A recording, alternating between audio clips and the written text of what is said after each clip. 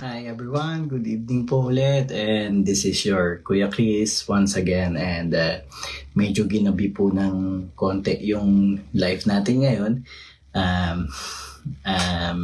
Nawala sa isip ko, it's Saturday and we always have a time to together to celebrate the goodness of our God, of our Lord Jesus Christ, and the goodness of His love for us. And nabisi po kasi si Kuya Chris maghapon gawa nung lumipat po ako from hotel, so I moved to another inn. I moved to a cheaper inn kasi po para po makatipid-tipid. Yung hotel po kasi 2 weeks lang po yung bigay sa atin. So but praise God above all, because of all of this are actually it's a provision that is coming from the Lord. And so today is Saturday, and alam naman natin pagka Sabado, ano yung kasunod? Ang kasunod po ng Saturday is Sunday. Tama po ba? Tama po ang Kuya Chris. Amen. Praise God. Kasi po pagka Saturday, so it is like kumbaga sa atin, bisperas yun, bisperas nung pinaka-important day of the week, which is Sunday, sa buhay natin mga mananampalataya at saka sa mga buhay natin na nakakilala sa biyaya ng Panginoon. Kasi po yung pong Sunday, yung pong pag-church, dun po sa mga mananampalataya, yung po dun sa mga nakatanggap ng biyaya ng Panginoon, hindi po yung burden, kundi yung po yung isang celebration, and we're looking forward weekly for that. Besides being a day off, no? Isa po itong pagkakataon natin para po makasama natin yung mga ibang mananampalataya na magpuri sa Panginoon. Pero higit sa lahat po, para po ma-enjoy natin yung biyaya ng Panginoon, yung biyaya ng worship, yung biyaya ng fellowship, and biyaya ng pagsamba sa Kanya. Actually, gusto ko po i-share sa inyo na isang bagay na natutunan ko, kasi before we always thought, no, ang ating mga pastor, maging ang inyong lingkod, laging sinasabi ko noon, pagka Sunday, kailangan magpunta ka sa church para makasama mo ang Panginoon, para makasama mo siya, para makapiling mo siya. Mga kapatid, at this time, nung malaman natin yung mayamang biyaya ng Panginoon, malaman natin yung grabing pagmamahal sa atin, hindi lang po Sunday natin kasama ang Panginoon. Kasi po, yung mga salita na niya mismo ang nagsabi, araw-araw kitang sasamahan. And mga kapatid, take it or leave it. I'm not encouraging anybody of you not to go to church. But sa ayaw mo at sa gusto, pumunta ka sa church o hindi, ang Panginoon kasama ka. Bakit? Kasi hindi natin mahal ang Panginoon. Alam nyo, meron nga akong kape na nakalagay, I love Jesus, hindi ko po maisuot. Alam nyo, hindi ko maisuot dahil hindi ko kinahiyain nakalagay na I love Jesus dun sa cup ko. Hindi ko lang maatim na nakalagay dun, I love Jesus. Kasi sa totoo lang, I don't love Jesus. I don't love Him. Hindi ko po kayang mahalin ng Panginoon sa pamamagitan ng sarili kong lakas. Mahal ko po siya dahil minahal niya ako. Mahal ko siya dahil biyaya niya sa akin yun. Pero higit sa lahat, kahit hindi ko siya minahal, kahit hindi ko siya mahalin, He loves me the most. Kaya yung I love Jesus, hindi ko po maisuot kasi parang hindi ko po ma-claim yun.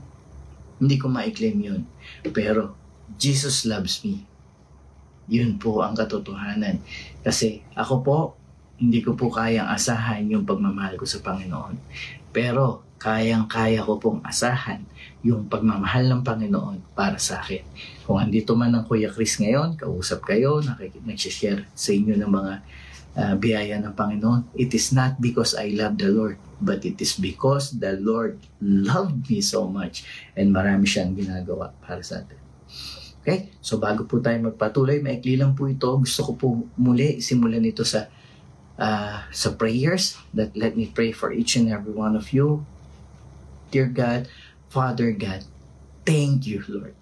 Thank you, Father God, for everyone that is watching right now, everyone that is going to watch this live later on, everybody that will hear this message, and even those that cannot hear this, I pray and I speak blessings upon blessings, not because of my words, but because of your words, but because of your love, but because of the finished work of Jesus Christ that you have given us, your grace, your magnificent grace upon grace, above all because of your love. I speak blessings upon blessing, grace upon grace sa mga nakakapakinig nito, lalong-laling na Lord, doon sa mga ngayon pala maririnig to, or doon sa may mga pinagdadaanan, may mga karamdaman.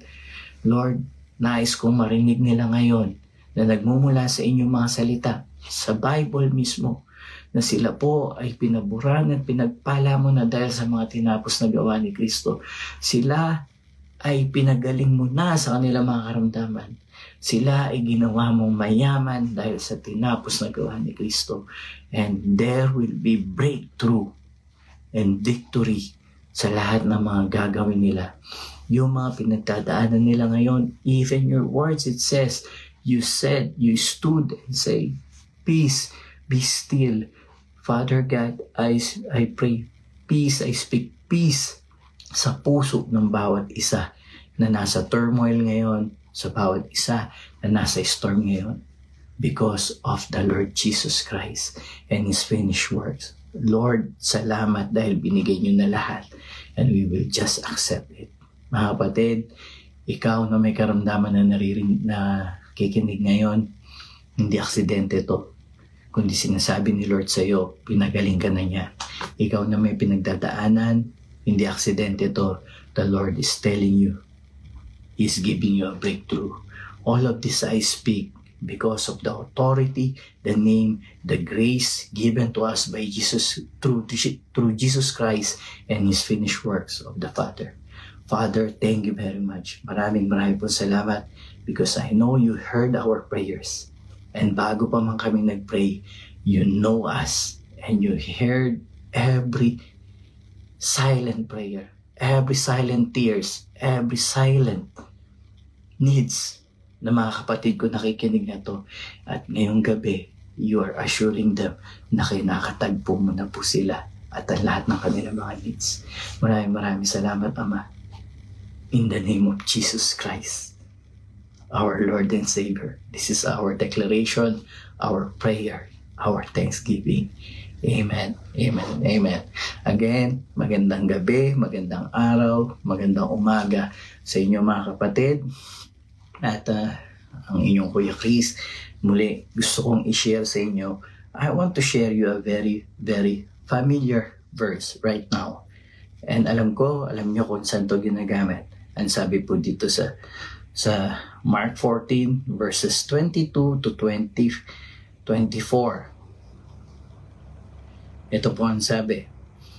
As they were eating, he took bread, he referring to Jesus Christ, and after blessing it, broke it and gave it to them and said, "Take, this is my body." And he took a cup. When he had given thanks, he gave it to them, and they all drank of it. And he said to them, "This is my blood of the covenant, which is poured out for many." Amen, amen, and amen. Thank you, Lord, sa inyong mga salita. Sabi niya, this is my blood of the covenant. Mga kapatid, una sa lahat, gusto ko pong ipaalala sa ating lahat na we are already on a new covenant, and this is a better covenant given to us by the Father through Jesus Christ. That covenant is unbreakable, and that covenant is final, and you are in that better and best covenant available for each and every one of us. What is that covenant? That is the covenant of the finished work of Christ, the covenant of grace, the covenant of the love of God that was given to us Diba nung kay Noah, ang pangako niya yung rainbow. Kay Abraham, ang pangako niya yung covenant. Dati, kay Moses, ang pangako ni Lord kay Abraham, yung covenant na hindi niya pabayaan yung people at saka yung lipi ni Abraham. And then, ang covenant kay Moses, di ba? Ni-renew yung covenant sa Mount Sinai. At sabi ng Panginoon, sasamahan ko kayo and I will bring you to a land flowing with milk and honey. Ang gagandang covenant.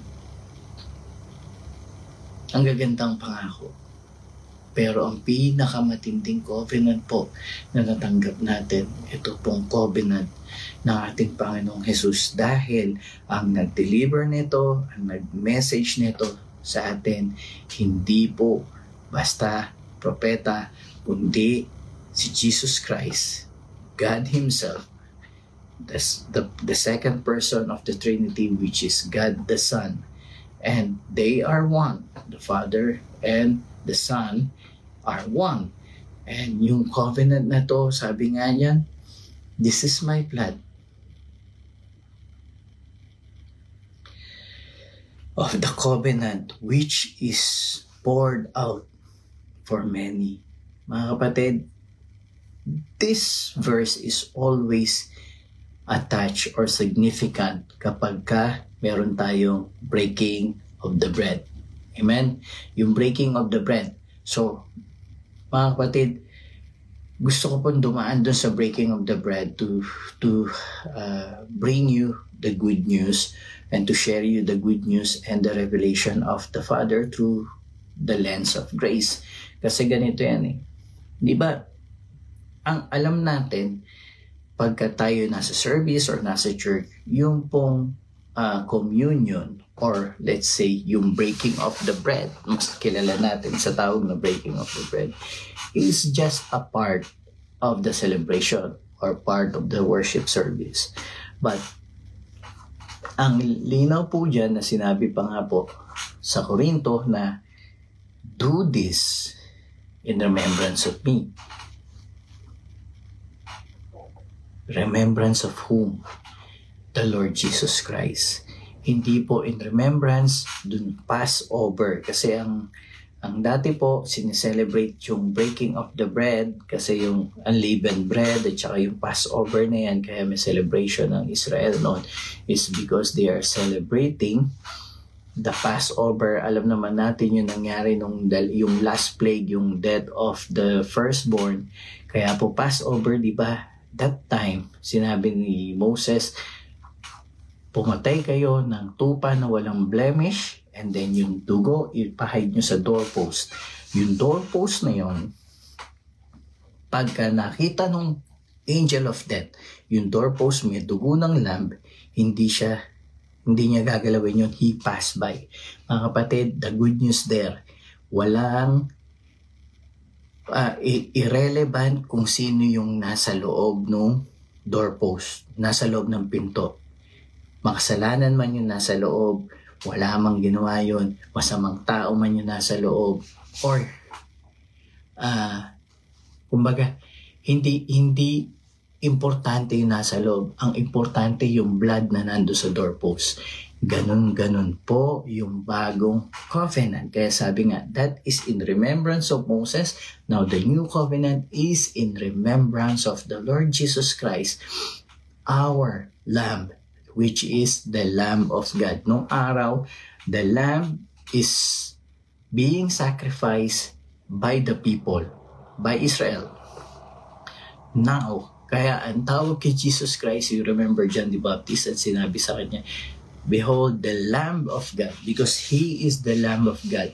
The sacrifice was done by God Himself as a supreme one, supreme sacrifice, and wala na makaka-break nun. Kasi Diyos na po, Diyos Ama yung nag-alay, yung nagpadala ng lamb, and yung lamb, yung dugo na yon, hindi yung dugo ng normal na tao. Si Jesus Christ nagkatawan tao, para po mag-bleed kasi ang Diyos hindi nagbi-bleed. Para po mamatay kasi ang Diyos hindi namamatay. Pag ang Diyos hindi kayang saktan kahit ng pako or kahit na ano pang pinakamatinding weapon na meron tayo sa earth ngayon, hindi kayang saktan niya ng Diyos. But Jesus Christ came as man so that He will have the vulnerability of man and the character of man that can die, that can be hurt, that can be punished, that can suffer physically, and to bleed. Yun po. But He came in the form of man, but also came 100% in the value of God, the Creator. So that value is exceedingly more than enough to redeem each and every one of us na mga creation, tao, past, present, and future, and our sins, past, present, future. Dati ko na pong ina-explain sa inyo to. Ilagay nyo lahat ng kasalanan natin at ang lahat ng tao na nabuhay magmula nung 00 BC hanggang sa panahon ngayon, hanggang sa mga darating pa henerasyon, kasama yung kasalanan nila, ilagay mo sa isang side ng timbangan, ilagay mo sa isang side ng timbangan yung Creator. Of course, mas matimbang ang Creator kailanman kesa dun sa ating lahat. Kasi tayo, wala po tayong value kumpara sa Diyos. But imagine that extreme or that very, very priceless value na ibinigay sa atin ng ating Diyos Ama. That's it. So, we are talking about the covenant. Balikan natin yung verse. This is the verse of the Last Supper. The Last Supper which we always use pagka meron po tayong breaking of the bread. And I don't want to limit this verse just in the breaking of the bread, because the service, the worship service itself is the celebration of the sacrifice of our Lord Jesus Christ. Mga kapatid, pag Sunday, kaya po ini-encourage po namin, kaming mga pastor, ini-encourage namin each and every one of you to attend church. It is not because God needs you to be in church, but because we, all of us, will enjoy being at church. So, bakit ko po ang napiling verse na ginamit is yung pong sa pang breaking of the bread. Kasi ganito po yan. Ang gusto ko i-share sa inyo, this is the revelation na gusto ko i-share sa inyo, na yung pong breaking of the bread is like as simple as a dinner sa isang family. Mga kapatid, yung dinner ng isang family, for example, lalong-lalo na po tayo mga OFW, ang gustong-gusto natin mangyari is magkaroon tayo ng isang dinner with the family, with the complete family. Mga kapatid, our family dinner will never be completed kung wala dyan lahat ng anak.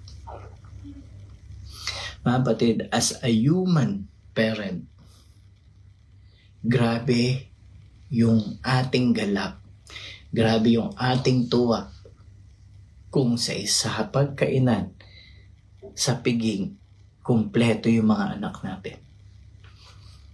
Amen? Kumpleto yung mga anak natin. We encourage each and every one of us to be at the service every time. Not because kailangan ng Diyos yung service natin, kundi the Lord is longing for at least once a week na parang we sit down together having dinner. Mga kapatid, remember, a human person, a human parent, kung kunyari 6 yung anak, or 5, or kahit 3 lang yung anak, 2 lang yun nandyan. The father or the mother or any of the parent will long for that single empty chair na magkaroon ng tao. The Father is always looking for you. Kaya kapatid, bukas, pumunta ka na sa church. Hindi kailangan ng Diyos Ama yung service mo.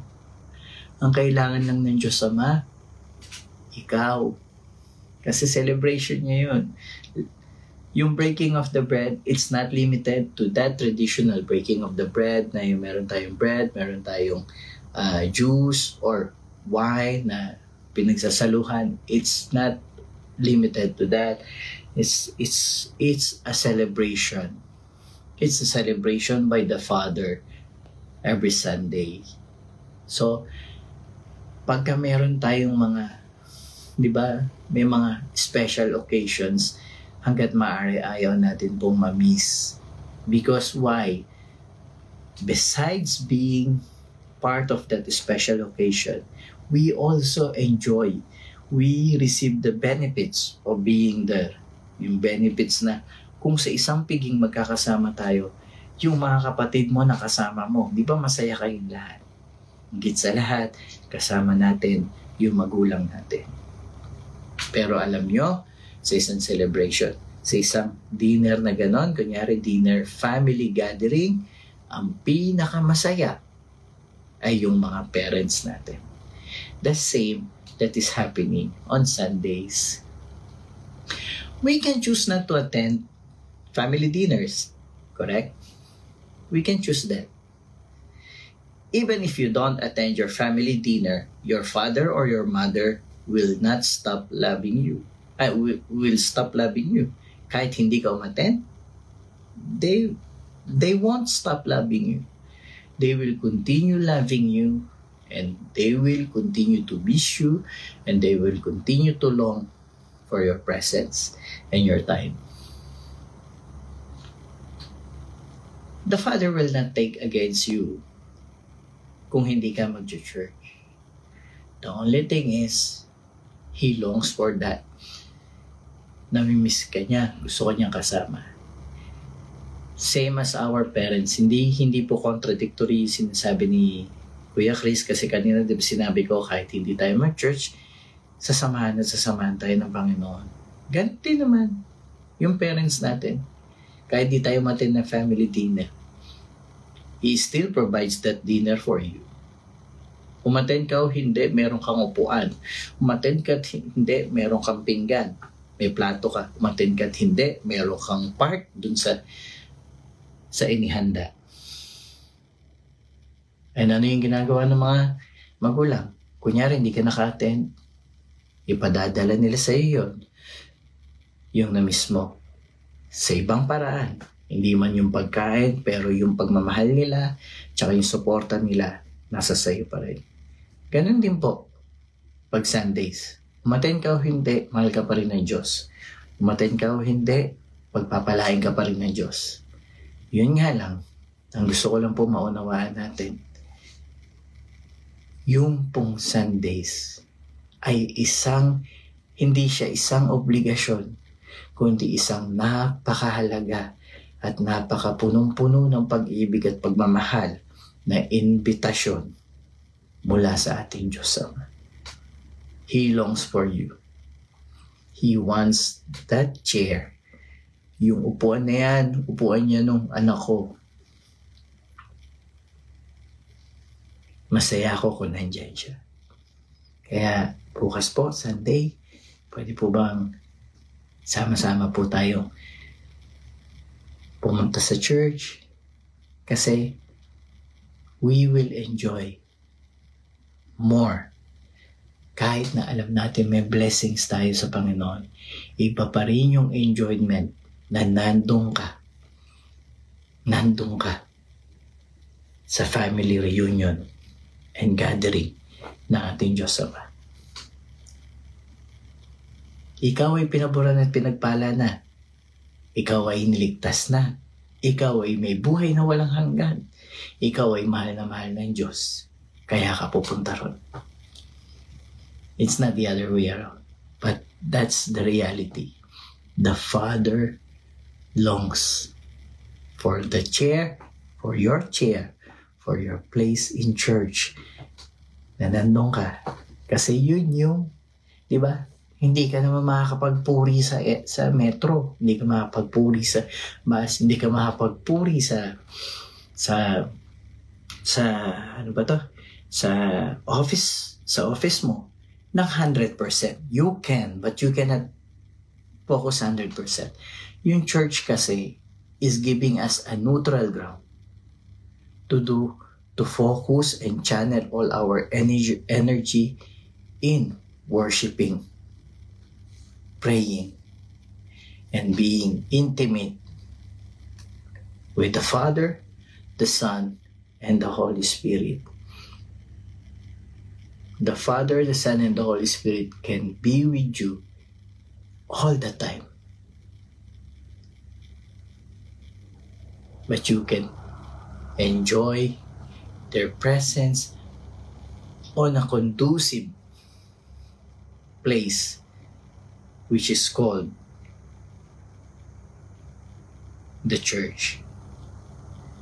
The church is not the building, but the church is each and every one of us.